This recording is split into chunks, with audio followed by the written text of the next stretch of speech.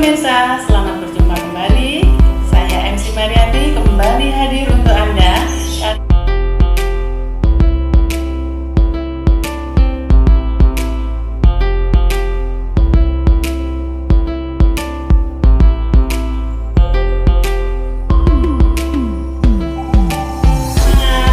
Keep fighting.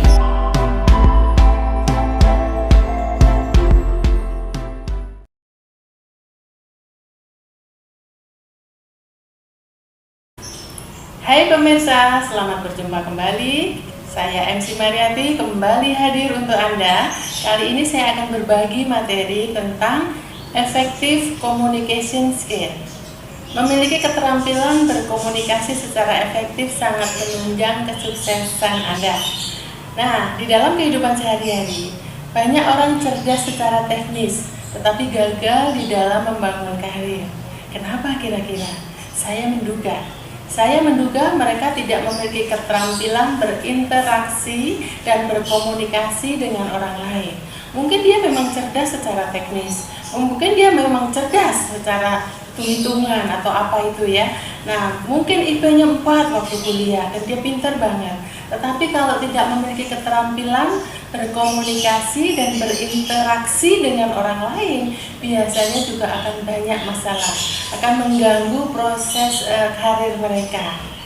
Dan di dalam kehidupan, saya juga sering menyaksikan banyak masalah muncul karena salah komunikasi, banyak konflik muncul karena miskomunikasi, bahkan banyak pertikaian terjadi, gak ada masalah sebetulnya, tetapi mereka hanya karena miskomunikasi. Nah, dan betapa luar biasanya masalah komunikasi di dalam kehidupan, banyak sekali. Tapi sebaliknya, banyak masalah bisa diselesaikan, banyak perseteruan bisa diperbaiki, banyak hubungan bisa dipulihkan kembali karena memperbaiki komunikasi. Wow, betapa pentingnya memiliki keterampilan di dalam komunikasi, karena dia bisa mengatasi begitu banyak masalah. Saya menyaksikan beberapa teman ya, yang mereka mempunyai hubungan yang sangat buruk dengan keluarga, dengan saudaranya. Kan ada yang sudah bertahun-tahun tidak ngomongan, padahal nggak ada masalah besar. Tetapi setelah disarankan untuk memperbaiki komunikasi, maka hubungan itu bisa pulih kembali. Jadi penting sekali memiliki keterampilan di dalam komunikasi, baik secara personal, Anda secara pribadi, maupun Anda di dalam dunia karir, di dalam dunia kerja, memiliki keterampilan komunikasi sangat penting. Lalu apa dampak buruk ketika komunikasi itu nggak baik? Nah, komunikasi yang buruk akan menjadi sumber konflik, akan menjadi sumber masalah, bahkan akan menjadi faktor kegagalan, baik secara personal maupun secara organisasi.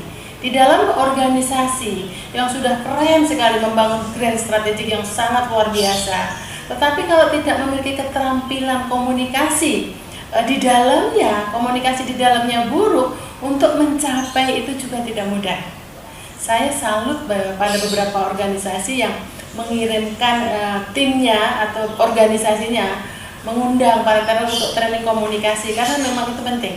Kadang-kadang disepelekan orang, kenapa hanya komunikasi? Tapi padahal komunikasi adalah rohnya relationship, rohnya kerjasama.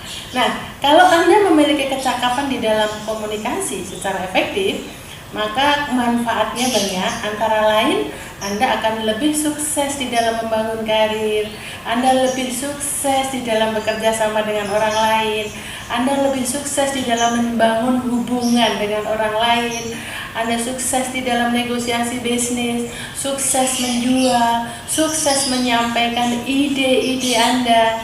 Nah, kita menjual ide kita, itu butuh keterampilan komunikasi loh. Karena kadang-kadang terjadi begini, nah ini ide saya, ini si A yang ngomong ya, ini ide saya bagus, tetapi kenapa ide si B yang diterima ya? Nah, mungkin saja si B pandai untuk menyampaikan idenya dengan baik. Kalau si A tadi mengatakan idenya bagus tapi nggak diterima, sangat mungkin ide cemerlang tadi tidak mampu mengkomunikasikan dengan baik. Jadi jangan salahkan, jangan lalu mengatakan, oh ini pilih kasih nih, kenapa dia yang dipilih? Bukan, tapi karena Anda bisa jadi tidak mampu mengkomunikasikan ide cemerlang Anda pada pimpinan misalkan, atau pada orang lain misalkan. Nah, dan masih banyak lagi. Nah, kalau Anda memiliki keterampilan komunikasi dengan baik, Anda pasti lebih produktif. Kenapa produktif? Karena hubungan dengan orang lain baik. Satu lagi yang paling penting, kalau Anda memiliki keterampilan komunikasi yang baik, Anda pasti lebih bahagia. Kenapa? Karena tidak banyak konflik dengan orang lain. Nah, itu tadi ya, Anda pasti lebih bahagia. Jadi, komunikasi efektif merupakan harta yang sangat berharga, merupakan modal yang sangat berharga untuk menunjang kesuksesan. Ingat, baik secara personal maupun di dalam organisasi.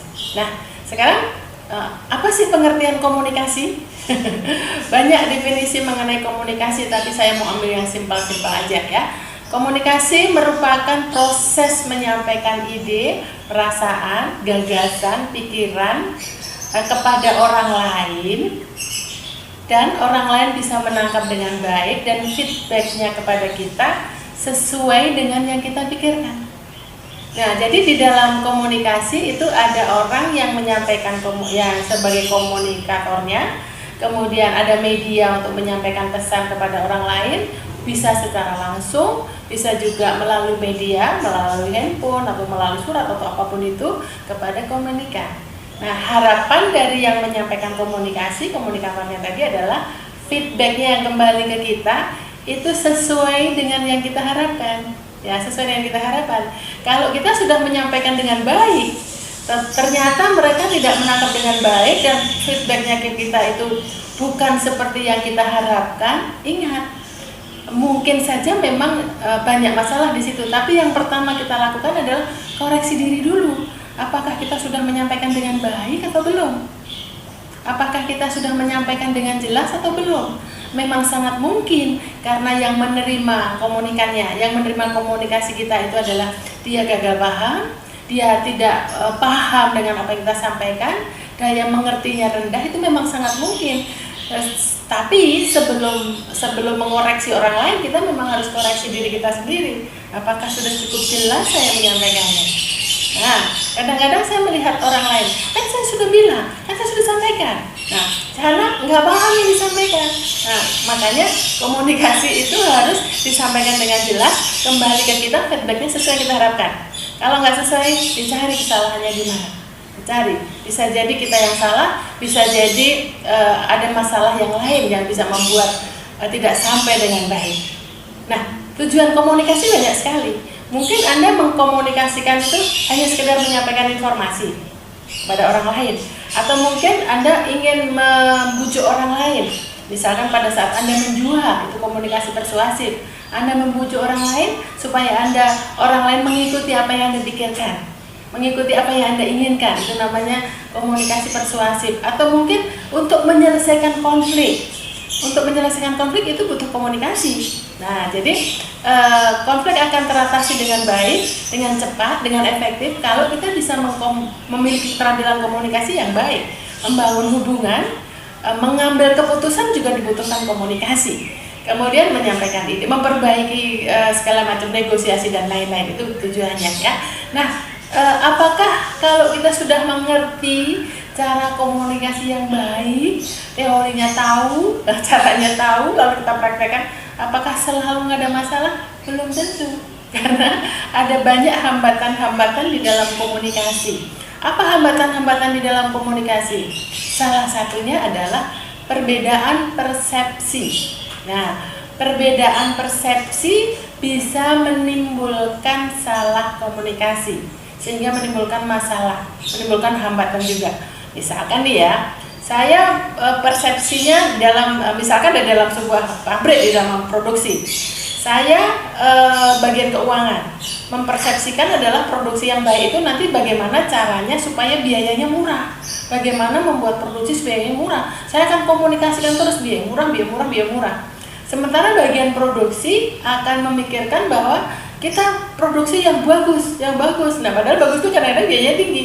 Nah, beda persepsi ini harus diketemukan dulu. Bagaimana membangun sebuah produk, menciptakan sebuah produk yang semuanya paham, persepsinya sama. Jadi produk yang baik adalah kualitasnya bagus, tapi biayanya bisa ditekan, atau bagaimana caranya dibahas bersama. Nah, itu namanya persepsinya disamakan dulu.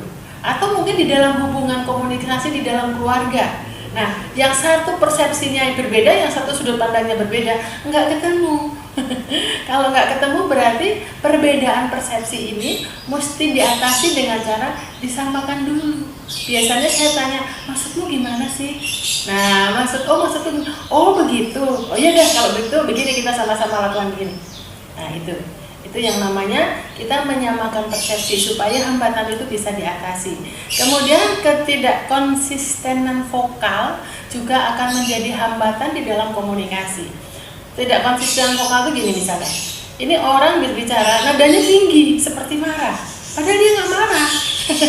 Memang gaya bicaranya seperti marah, tapi sebetulnya dia baik, dia nggak marah. Emang kalau gitu kita harusnya paham, oh sebetulnya ternyata dia nggak marah, dia memang gaya bicaranya begitu. Nah, itu ketidakkonsistenan vokal akan berdampak pada hambatan komunikasi. Makanya kita harus mempelajari lingkungan kita. Ada lingkungan, maaf saya sebut ya, ada suku-suku tertentu itu kalau bicara nadanya tinggi seperti marah, padahal nggak marah.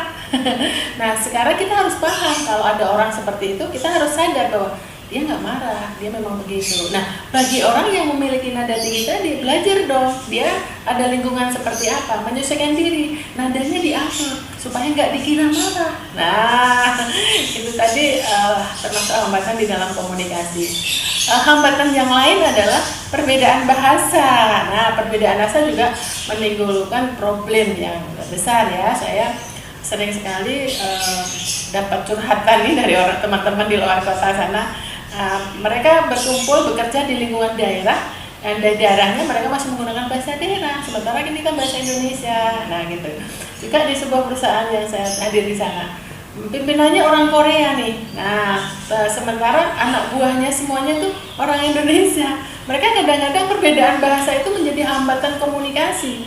Harus diterjemahkan, kadang-kadang pakai bahasa tubuh.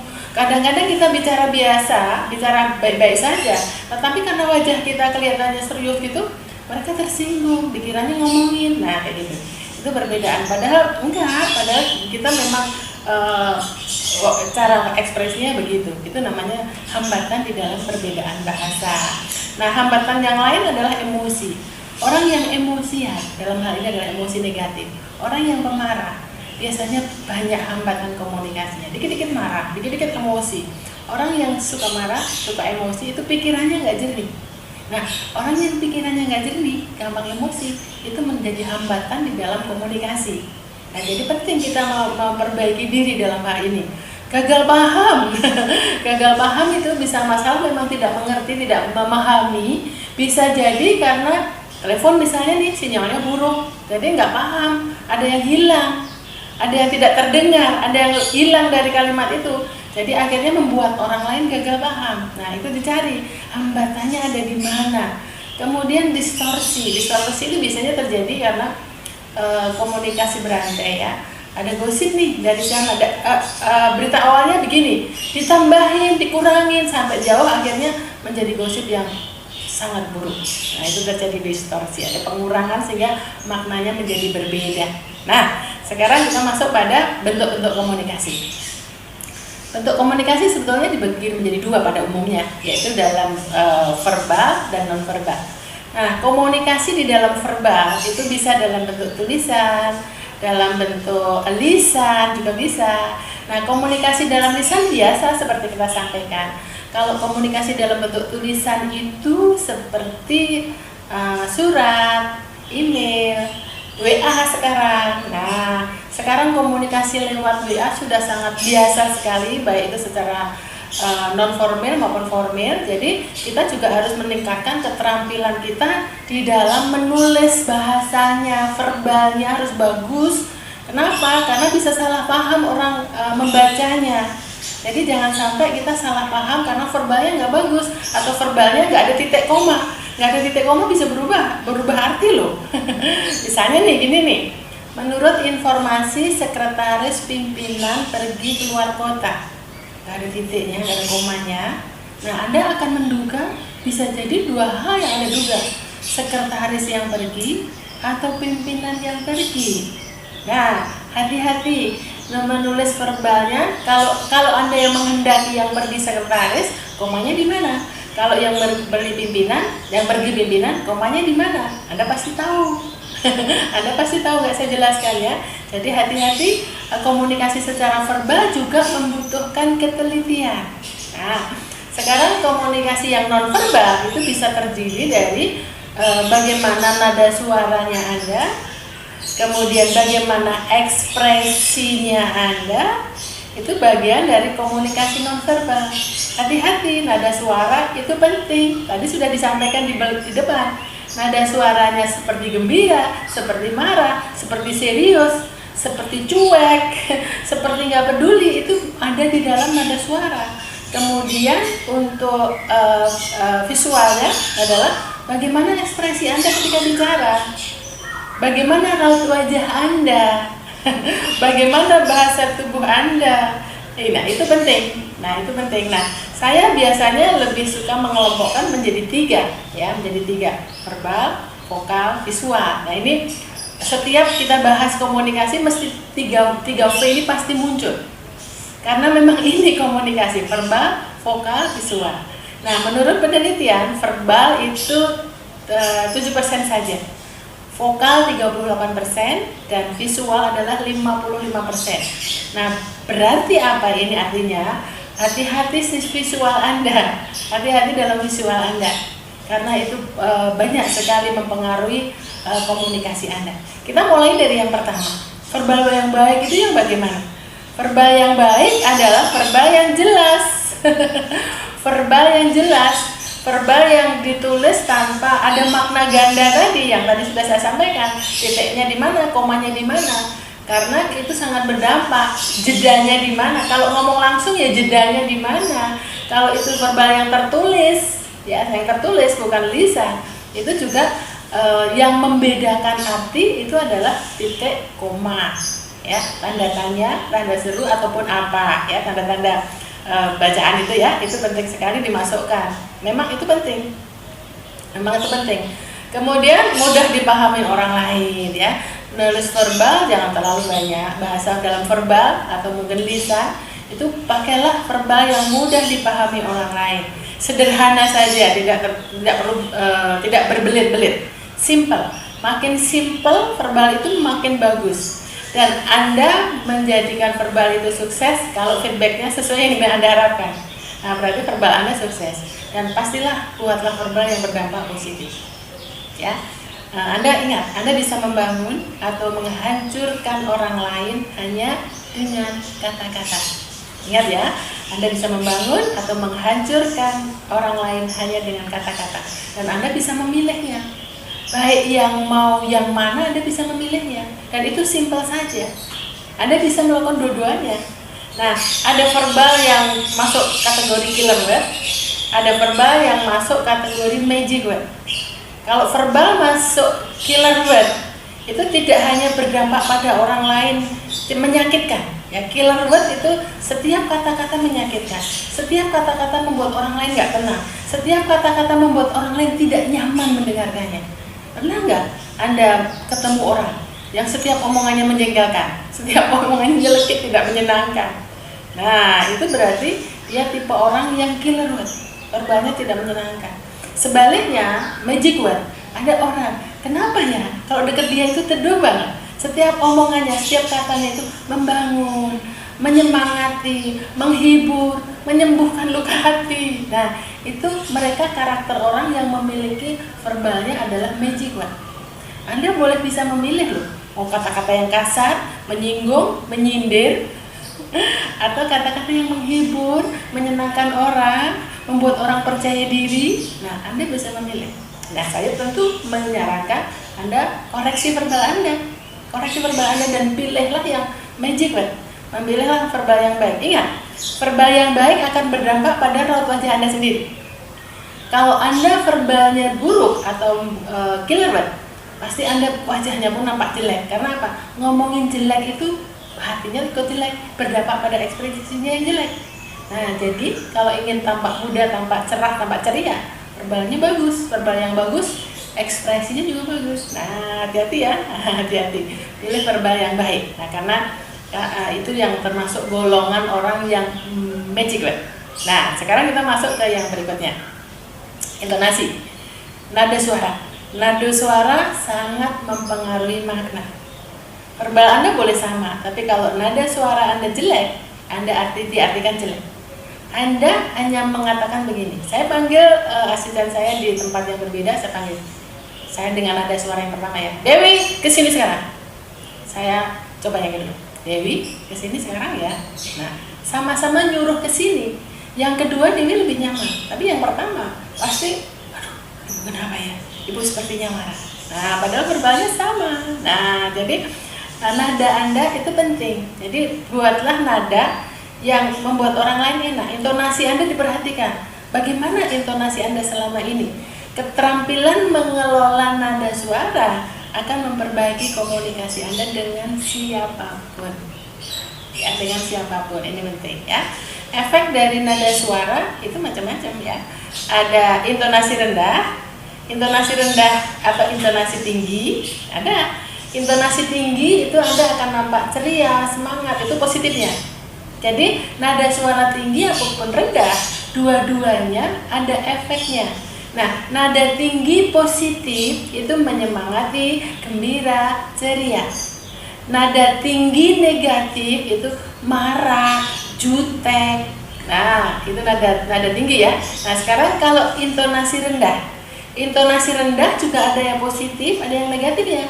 Intonasi rendah bisa berkesan mantap, berwibawa, profesional, gitu ya.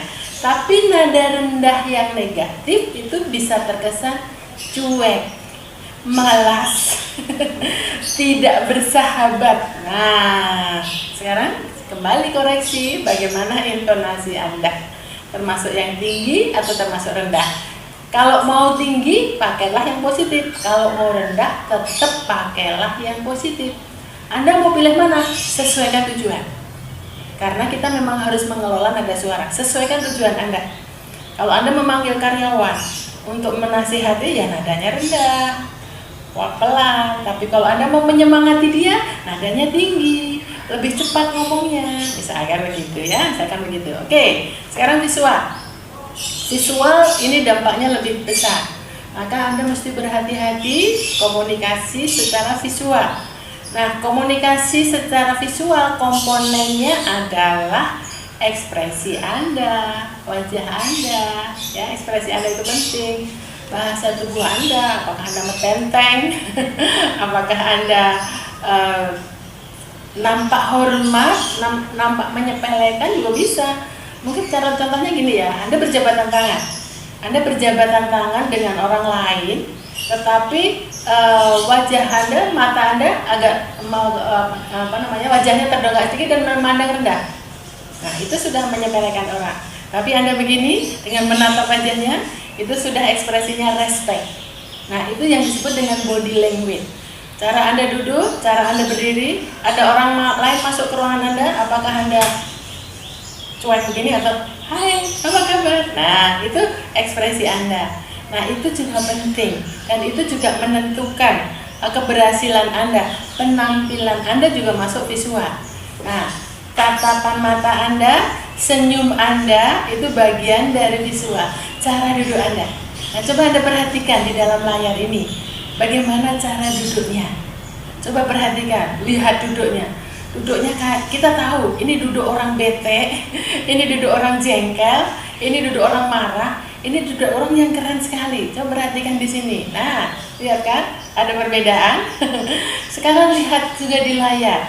Ada dua gambar ini ya, yang kiri dengan kanan. Ini saya ambil artisnya dari internet ya. Jadi kita perhatikan di sini. Ini orangnya sama, tetapi ekspresinya beda. Coba lihat yang atas. Yang lihat atas, sebelah kiri, yang sebelah kanan sama-sama tersenyum. Orangnya sama loh. Tapi penangkapan kita sangat berbeda. Ya. Lihat, coba perhatikan. Keren sekali kan? Jadi artinya senyum Anda juga akan berdampak positif terhadap gambaran diri Anda. Coba sekarang lihat gambar yang di bawah ini ya. sama-sama bicara. Orang yang sama sedang sama-sama bicara. Nah, di dalam berbicara, cara membuka mulutnya, cara tatapan wajahnya waktu berbicara, dua-duanya coba Anda bedakan. Orangnya sama loh ya, orangnya sama. Yang satu kelihatan on banget, maaf ya. Yang satu kelihatan on, kelihatan lugas, lugu gitu ya. Yang satunya lagi, orang yang sama bisa nampak keren, nampak profesional, nampak elegan, hanya karena bagaimana ekspresi wajahnya ketika berbicara. Penting ya? Jadi ini penting sekali karena secara visual 55%. Nah, sekarang komunikasi di dalam organisasi. Kita masuk ke materi yang lain ya. Komunikasi di dalam organisasi itu ada dari atas ke bawah, dari bawah ke atas, atau sejajar. Dari atas ke bawah itu biasanya dari pimpinan ke bawahan. Untuk dari pimpinan ke bawahan biasanya tidak terlalu banyak hambatan. Bentuknya adalah instruksi, kemudian pengarahan, briefing kepada bawahan, itu membutuhkan komunikasi yang baik. Nah, sebaliknya komunikasi dari jalurnya dari bawah ke atas itu bentuknya bisa usulan, ya, kemudian memberikan ide kepada pimpinan, ataupun kadang-kadang minta tolong ya juga bisa. Tapi hanya hati-hati untuk komunikasi dari bawah ke atas itu caranya harus sopan. Bagaimanapun kita menghadapi pimpinan. Ya, kita nggak bisa dong kalau kita mau minta tolong, ibu atau bapak, bisakah kalau berkenan saya minta tolong ini, nggak bisa, bro tolong dong. Nah, nggak bisa begitu pada pimpinan, nanti Anda dianggap nggak sopan, Anda nggak disukai ya. Jadi hati-hati komunikasi. Prinsipnya adalah Anda bisa komunikasi secara terbuka. Oke, baik. Sekarang komunikasi sejajar. Itu lebih gampang. Ada teman sekantor, ada orang yang sejajar dengan kita. Hey bro, hey sis, ayo kita makan siang dong. Kerjamu udah selesai belum? Ayo kita kerja. Itu biasa. Ya, itu lebih mudah. Nah, jadi hati-hati komunikasi ya. Anda komunikasi dengan siapa? Sekarang perbaiki bagaimana verbal Anda, bagaimana vokal Anda, bagaimana visual Anda. Koreksi diri untuk supaya diperbaiki. Dan dengan siapa Anda berbicara? Oke, sebagai penutup dari saya, dengan memperbaiki kualitas komunikasi Anda akan mengubah kehidupan diri Anda sendiri, mengubah kehidupan orang-orang di sekeliling Anda, dan mengubah organisasi Anda. Oke, jika materi ini bermanfaat, jangan lupa like, share, and subscribe. Tetap semangat, keep